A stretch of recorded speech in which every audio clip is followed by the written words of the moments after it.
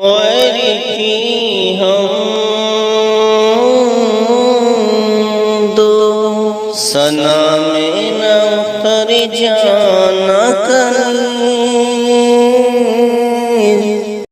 جناب محترم، آپ نے ایک آڈیو کسی سکندر وارسی صاحب کا ہمیں سنایا جس میں آج جناب امیر دعوت اسلامی الیاس اطہر قادری صاحب کا دفاع کرتے ہوئے نظر آئے۔ تو امیر دعوت اسلامی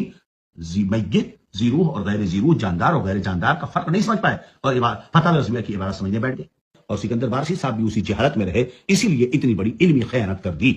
دوسری چیز، جناب سکندر وارسی نے آتائی شریعہ پر حملہ کرتے ہوئے پٹ کا مسئلہ اٹھا دیا۔ سکندر وارسی صاحب کوئی ہیں، وہ بیٹھ گئے مقابلے کے لیے، اور انہوں نے جو ہے سرکار تعالی شریعہ کے تعلق سے جو ان کے دل میں بغض ہے اس کو بڑے میٹھے انداز میں ظاہر کیا ہے، اور سرکار تعالی شریعہ رضی اللہ عنہ کو کی نظر فتح رضویہ شریف کی عبارت میں نہیں ہے۔ لا حول ولا قوت الا باللہ العلی العظیم۔ یہ اس دور کا بڑا المیہ ہے، لوگ اپنے ہوائے نفس سے مسائل بیان کرتے ہیں، غلط تحقیق کرتے ہیں، اور اس کے بعد اس کی نسبت فتح رضویہ شریف کی طرف کر دیتے ہیں۔ یہ بہت بڑی علمی خیانت ہے جس کی وجہ سے خود دھوکہ کھاتے ہیں، گمراہ ہوتے ہیں، اور دوسروں کو بھی گمراہ کرتے ہیں۔ اب یہ ظاہر سی بات ہے، فقہ کا میدان اتنا آسان نہیں کہ ہر اردو پڑھنے والا فقیہ بن جائے، اور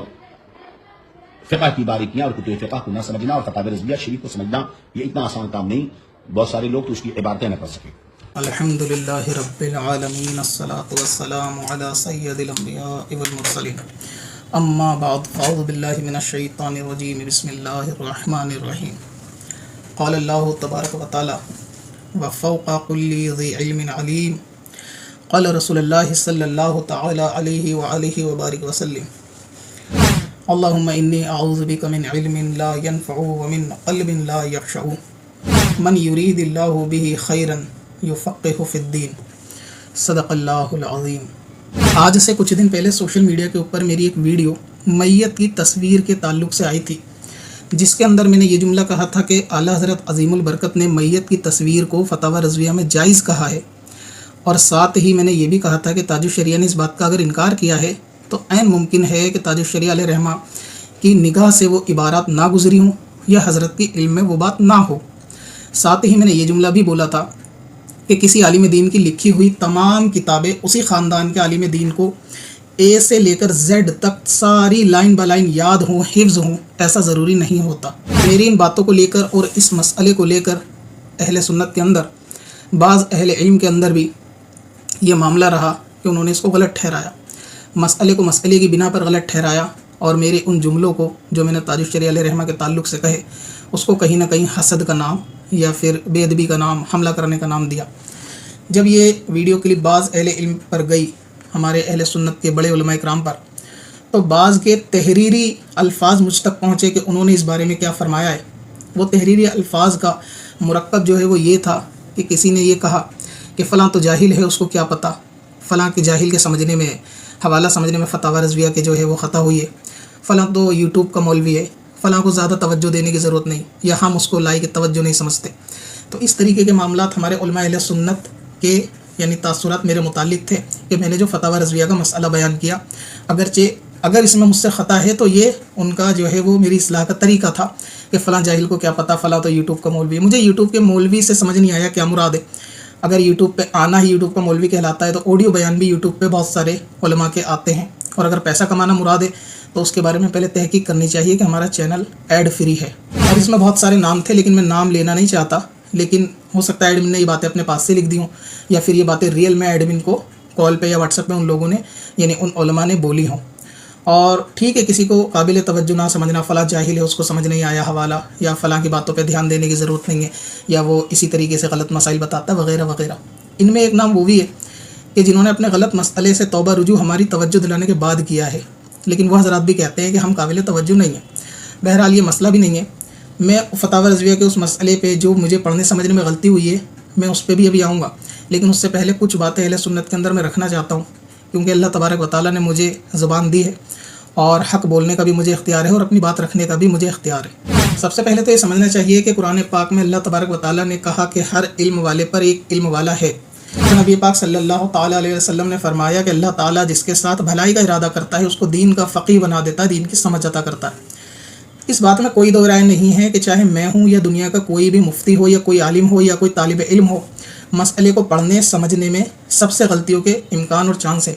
لیکن مجھے دیکھ کر تعجب یہ ہوا کہ اگر مجھ سے کوئی مسئلہ پڑھنے یا سمجھنے میں غلطی ہو گئی تھی تو ہمارے بڑوں کا جو اصلاحی طریقہ تھا مجھے اس پر تھوڑی سی بڑی تعجب ہوا۔ یہی تو دکھ ہے ستمگر تیرے رویے نے دکھی نہیں کیا، حیران کر دیا ہے مجھے۔ یعنی وہ کلام، وہ الفاظ جو مجھے نہیں لگتا کہ اہل علم کے ہونے چاہیے، اخلاق کے درجے سے بہت نیچے کی باتیں، ابے تبے تو تڑاک والی اس طریقے کے الفاظ سے ملتے جلتے الفاظ جو ہے وہ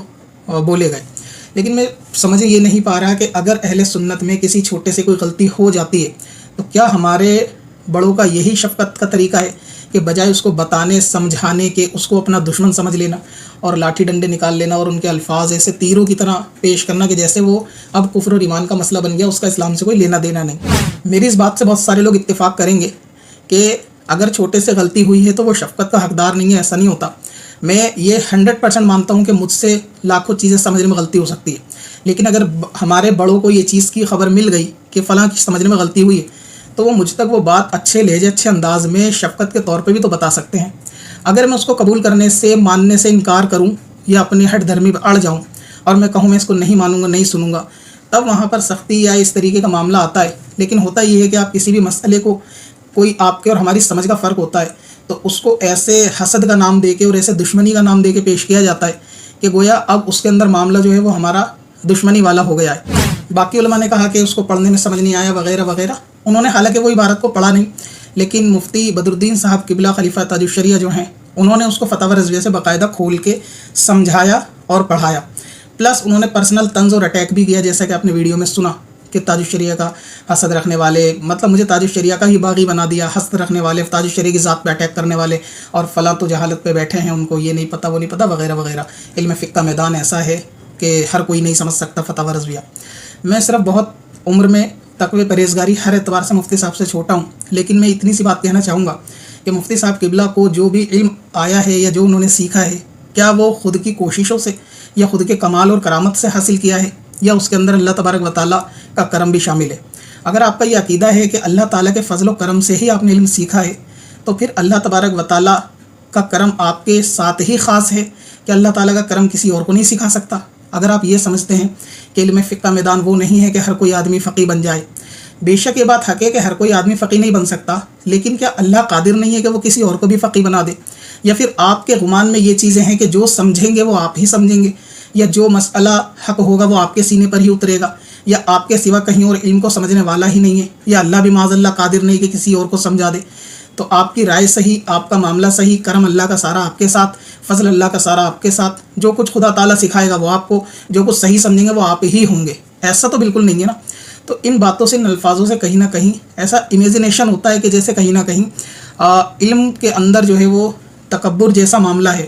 کہ ہم جو سمجھے ہیں وہ فلاں کوئی نہیں سمجھ سکتا۔ میں یہ تسلیم کرتا ہوں کہ میرے پڑھنے میں 1000 غلطی ہو سکتی ہے، لیکن میں یہ گزارش کرتا ہوں کہ ہم آپ کے چھوٹے ہیں، آپ ہمیں شفقت سے سمجھا سکتے ہیں، آپ کو ہمیں مقابلے میں آنے کی ضرورت نہیں، آپ آسمان ہیں، ہم ذرے ہیں، ہم آپ کے مقابلے میں بھی نہیں ہیں، بھلا آپ سے ہمارا کیا مقابلہ ہوگا؟ آپ جیسے علماء سے ہی سیکھا ہے، تو اگر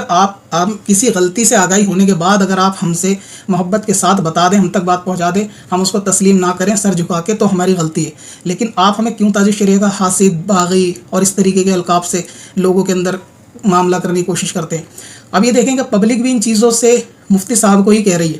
کہ یعنی میرے جملے میں تاج الشریعہ کی توہین نہیں تھی، لیکن مفتی صاحب کی بلا کو اس میں توہین لگی، اور یہاں تک کہ پبلک نے خود مجھے ویڈیو بھیج کر بولا کہ مفتی صاحب کیسی باتیں کر رہے ہیں۔ تو اہل علم کا اخلاقی معیار جو ہے وہ کبھی نیچے آتا ہے تو پبلک اس کو نوٹ کرتی ہے، آڈینس جو ہے وہ روٹی ہی کھاتی ہے اور منہ سے کھاتی ہے، پبلک سمجھتی ہے کہ کون شخص اپنی بات کو رکھ رہا ہے اور کون شخص اپنی بات کو منوا رہا ہے۔ میں اس بات کو نہیں کہہ رہا کہ آپ کو مجھ سے کوئی اختلاف نہیں ہو سکتا یا علمی لیول میں ایک دوسرے کو کسی سے اختلاف نہیں ہو سکتا، میرا ہمیشہ سے فوکس یہ رہا ہے کہ آپ کو کسی سے لاکھ اختلاف صحیح، لیکن آپ کا اپنا نظریہ پیش کرنے کا ایک جو اخلاقی تقاضا ہے آپ اس کو پورا کریں، آپ اپنی بات رکھیں تو آپ ایک اچھے لہجے میں، مثبت انداز میں رکھیں، پبلک فیصلہ کر لے گی۔ اہل علم کو ایسی زبان تو زیبا نہیں دیتی جس طریقے کے علماء نے میرے متعلق کہا، خاص مفتی صاحب نے نہیں، لیکن باقیوں کی جو تحریراً چیزیں مجھے معلوم چلی۔ اس بات میں کوئی شک شبہ ہی نہیں ہے کہ آپ ہر چیز کو مجھ سے بہتر جانتے سمجھتے ہیں، میری کوئی حیثیت اوقات آپ کے آگے نہیں ہے، لیکن ایسا اسلام کا اصول بھی نہیں ہے کہ چھوٹا ہمیشہ ہی غلطی پر ہوگا اور بڑے سے غلطی نہیں ہو سکتی، سمجھ میں اس سے مسٹیک نہیں ہو سکتی۔ لہٰذا اسی لیے میں مفتی صاحب قبلہ کے تعلق سے ویڈیو بنا رہا ہوں، کیونکہ حضرت نے یہ کرم نوازی کری کہ اس کو مجھے پڑھ کے بھی سمجھایا، بتایا بھی کہ مسئلہ ایسا نہیں ایسا تھا، اور جو چیز مجھے اچھی نہیں لگی وہ پرسنل اٹیک کرنا، کیونکہ قوم جانتی ہے کہ میں مسئلہ کے اعلیٰ حضرت والا ہوں یا نہیں ہوں، یا تاج الشریعہ کا باغی ہوں یا نہیں ہوں۔ تاج الشریعہ علیہ رحمہ کا ہمارا کوئی مقابلہ نہیں ہے، ہم بہت خوش نصیب اپنے آپ کو سمجھتے ہیں کہ ہم نے اس دور کے اندر حیات پائی ہے کہ جس دور میں تاج الشریعہ علیہ رحمہ کی ذات موجود تھی، اور یہ ہمارے لیے فخر کی بات ہے، اور ہمارے دل میں ان سے کیا عقیدت اور محبت ہے، ظاہر ہے یہ دل سے دکھتی تو نہیں ہے، لیکن آپ کی یہ بدگمانی کہ حسد یا پھر اٹیک کرنا تاج الشریعہ کی ذات پہ، یہ تو بالکل ایسا ہے کہ جیسے آپ اپنے گھر کے بچوں سے نہیں غیروں سے بات کر رہے ہیں۔ اور بعض لوگوں نے واقعی ایسا ماحول بنا رکھا ہے کہ تاج الشریعہ علیہ رحمہ کی ذات کو کاپی رائٹ کرا کے ٹریڈ مارک کرا لیا کہ آپ ان کے تعلق سے کوئی بات کریں گے، اگر آپ ان کے مرید یا چاہنے والے نہیں ہیں تو آپ سیدھے غدار ہیں، آپ سیدھے ان کے باغی ہیں، اور ان کے چاہنے والے، ان کے مرید جو بولیں گے بس وہی حق ہے، وہی اصلی محبت، اور وہی اصلی محبت کے تقاضے ہیں، باقی تو سب کی باتوں سے کہیں نہ کہیں توہین کی یا پھر گستاخی کی ان کو بو آتی ہے۔ میں ایسی باتیں کرنا نہیں چاہتا تھا، لیکن میں دیکھتا ہوں کہ عوامی سطح پر عوام اس چیز کو لے کر بہت زیادہ بدظن ہوتی ہے، تو ہمارے علماء کے اخلاقی معاملہ ایسا ہونا نہیں چاہیے کہ کسی بھی معاملے میں اگر ہم سے غلطی ہے تو وہ ہمیں بنا لان تان کے بھی سمجھا سکتے ہیں، ہم ان کو ماننے کے لیے تیار ہیں۔ مفتی صاحب کی ایک جملے سے مجھے اور زیادہ تعجب ہوا کہ ویڈیو کے اندر میں نے یہ چیز بالکل الفاظوں کے ساتھ ظاہر کری تھی کہ یہ ویڈیو کسی پرسنالٹی یا کسی تنظیم کی حمایت میں نہیں بلکہ ایک مسئلے کے ڈیفینس میں ہے، یعنی ایک مسئلے کو سمجھاتے ہوئے ہے، اس کا تعلق کسی تنظیم کے ساتھ نہیں۔ لیکن مفتی صاحب نے پھر بھی ویڈیو کے اندر یہ جملہ بولا کہ فلاں صاحب کی حمایت میں سکندر وارسی نے یہ بات کہی یا تاج الشریعہ کی بات کاٹ دی، نعوذ باللہ۔ جب بندہ زندہ ہے اور وہ اپنے الفاظ سے کہہ رہا ہے کہ وہ حمایت کا مسئلہ نہیں، وہ مسئلہ صرف ایک شریعت کا مسئلہ ہے اس لیے بتایا جا رہا ہے، تو اس کے بعد بدگمانی کا کوئی چانس بچتا نہیں ہے۔ مفتی صاحب اتنا علم تو رکھتے ہی ہوں گے، لیکن پھر بھی یہ کہنا کہ فلاں کی حمایت میں، مسئلہ حمایت میں نہیں ہوتا۔ اگر کوئی مسئلہ لوگوں کے اندر زیادہ چل رہا ہوتا ہے، ایک دوسرے کو شیئر کر رہے ہوتے ہیں، تو لوگ وہ میرے پاس بھیج دیتے ہیں، تو اگر میں اس کو ایسے سوال بھی رپلائی کروں گا جواب کے طور پہ، تو وہ جس پارٹی کے فیور میں جا رہا ہوگا دوسری پارٹی یہی سمجھے گی کہ میں نے اس کی حمایت کری، تو اس میں حمایت والی کوئی بات ہی نہیں ہے۔ اور نہ حمایت کو تو میں نے شروع سے منع کرا کہ یہ حمایت والا مسئلہ نہیں تھا، یہ تو میں نے صرف بتایا کہ ایسا لکھا ہوا ہے۔ پھر مفتی صاحب قبلہ نے ایک ویڈیو بنا دی، اس میں میرا مکمل جواب دے دیا، فتاوی رضویہ پڑھ کے سامنے رکھ کے سمجھا دیا، جہاں میری مسٹیک تھی مجھے بتا دیا۔ پھر ایسی کیا ضرورت پڑی کہ اگلے ہفتے مفتی صاحب نے سیم مسئلے پہ دوسری بھی ویڈیو بنا دی، اس میں بھی وہی ساری باتیں رکھی اور اس کے اندر وہ ویڈیو بنا کے اپنے چینل پہ ڈال دی۔ پبلک یہ چیز بھی کمنٹ میں پوچھ رہی تھی کہ آپ نے دوسری ویڈیو کیوں بنائی، ایک ویڈیو تو کافی تھی۔ تو کچھ باتیں جو پرسنل لان تان آپ کے پچھلی ویڈیو میں رہ گئے تھے وہ آپ نے آگے چل کے اس والی ویڈیو میں پورے کرے، جو کہ آپ کی شان اور ذات کے مطابق تو زیبا نہیں دیتا۔ لہٰذا آپ کو کسی مسئلے میں اہل سنت کے کسی فرد سے کوئی معاملہ ہو یا مجھ سے ہو، آپ ایک دفعہ مجھ تک اپنی بات پہنچائیں، ہم سر جھکا کے ماننے کے لیے تیار ہیں۔ ہم آپ کے مقابلے میں نہیں ہیں، ہم آپ کے چھوٹے ہیں، آپ ہمارے بڑے ہیں، ہمیں آپ کی محبت اور شفقت کی ضرورت ہے، نہ کہ آپ کی نفرت اور لان تان کی ہمیں کوئی ضرورت ہے۔ تو آپ اپنا اخلاقی معیار براہ کرم قائم رکھتے ہوئے ہی کوئی مسئلے کے اوپر گفتگو کریں۔ لہٰذا اب فتاوی رضویہ کے میں اس مسئلے پہ آتا ہوں کہ جہاں مفتی صاحب نے کہا کہ میری غلطی ہوئی ہے پڑھنے میں، تو مفتی صاحب نے اس کو اچھے سے ایکسپلین کیا، قوم کے آگے رکھا اور بتایا کہ اعلیٰ حضرت نے کیا جو ہے وہ بات پیش کی ہے اور میں اس بات سے کیا سمجھاؤں۔ ایک بات اور قابل غور ہے، اس میں کوئی بھی شک شبہ نہیں ہے کہ اعلیٰ حضرت عظیم البرکت کی جو عبارات ہیں یا جو رسائل ہیں وہ تقریباً آج سے 100 سال پرانی، 150 سال پرانی اردو کے لکھے ہوئے ہیں، اور وہ اردو اس وقت کی بہت ہارڈ ہوتی تھی، اور بعض اوقات ایسا ہوتا ہے کہ جو مسائل رسائل پہ جو ہے مبنی ہے، پھیلے ہوئے ہیں، ان کو جب تک مکمل پڑھتے ہوئے سیاق و سباق کو نہ پہنچیں آخر میں بندہ کوئی نتیجہ اخذ نہیں کر سکتا اس کے بیچ میں۔ بہت حد تک ممکن ہے کہ پڑھنے والے نے کوئی چیز پڑھنا شروع کری اور آخر میں پہنچتے پہنچتے چیزیں بہت زیادہ بدل جاتی ہیں، اور بعض اوقات ایسا بھی ہوتا ہے کہ چیزوں کو مثالوں کے ذریعے سمجھایا جاتا ہے کہ اگر کوئی ایسا سمجھ لے تو اس کا حکم یہ ہوگا، کہ اگر آپ اس چیز سے یہ دلیل لاتے ہو تو اس کا حکم یہ ہوگا۔ تو ایسی قیاسی صورتیں بھی فتاوی رضویہ کے اندر بہت ہیں، جیسا کہ امام غزالی کے احیاء العلوم کے اندر بھی اسی طریقے کے ایک سوال اور اس کا پھر خود ہی جواب دینا ہے۔ تو اس سے بہت حد تک ممکن ہے کہ چیزیں پڑھنے سے ہو سکتا ہے کہ سیاق و سباق آپس میں کنیکٹ نہ کر پائے اور ایک دوسرے سے تال میل نہ بیٹھا پانے کی وجہ سے کوئی عبارت کا مطلب کچھ سمجھ لے، کوئی عبارت کا مطلب کچھ سمجھ لے، لیکن جب اس کو فلو کے ساتھ پڑھا سمجھا جائے گا تو اس کا مطلب کچھ اور بنتا ہوگا۔ اور یہ پڑھنے میں کسی سے بھی غلطی ہو سکتی ہے، مجھ سے بھی ہو سکتی ہے، اس میں کوئی دو رائے والی بات نہیں ہے، اور ہم غلطی کو ماننے کے لیے بھی تیار ہیں۔ لہٰذا میں دوبارہ فتاوی رضویہ کی ان عبارات کو جن کو مفتی صاحب نے قوم کے آگے ایکسپلین کیا، میں چاہوں گا کہ میں اپنا نظریہ بھی ایکسپلین کروں تاکہ حضرت سن لیں، اور اس کے بعد بھی اگر لگے کہ میرے ہی نظریے میں غلطی یا خطا ہے تو آپ مجھے دوبارہ آگاہ کر دیں، میں اس بات سے پھر سے رجوع کرنے کے لیے تیار ہوں۔ لیکن کیونکہ پچھلی ویڈیو میں آپ نے کہا کہ میں پڑھ کے بھی سنا دیتا تو ویڈیو زیادہ بڑی ہو جاتی، اس لیے معذرت کہ میں پڑھ کے نہیں سنا پایا، یہ میری غلطی تھی۔ صرف میں نے مسئلہ بتا دیا تھا کہ اعلیٰ حضرت نے میت کی تصویر کو جائز لکھا ہے، حالانکہ مجھے پڑھنا چاہیے تھا۔ اس چیز کے لیے میں معافی چاہتا ہوں کہ میں پڑھ نہیں پایا، وجہ اس کی یہ تھی کہ ویڈیو بڑی ہو جاتی۔ فی الحال میں اب ایک بار پڑھ دیتا ہوں اور آپ کو بتاتا ہوں کہ میں نے کس حساب سے اس کو سمجھا۔ آپ کہیں غلطی پائیں تو میری اصلاح کر دیں. باقی تاج الشریعہ علیہ رحمہ کا بٹ کا مسئلہ بھی آپ نے اٹھایا، اس کے متعلق انشاءاللہ میں اگلے پارٹ کے اندر اس کا جواب دوں گا. توہین اور بے ادبی گستاخی کے تعلق سے تاج الشریعہ کی وہ نیکسٹ پارٹ میں رہے گا. اس میں پہلے فتاوی رضویہ کو حل کر لیتے ہیں. اگر آپ بھی آسان طریقے سے گھر بیٹھے اردو پڑھنا لکھنا سیکھنا چاہتے ہیں تو آج ہی ہمارا بیسک اردو کورس خریدیں. بچے اور بڑے سبھی کے لیے. زیادہ جانکاری کے لیے وزٹ کریں varsistore.in پر یا ہمیں انسٹاگرام پر کانٹیکٹ کریں. جان سید سعادت ہے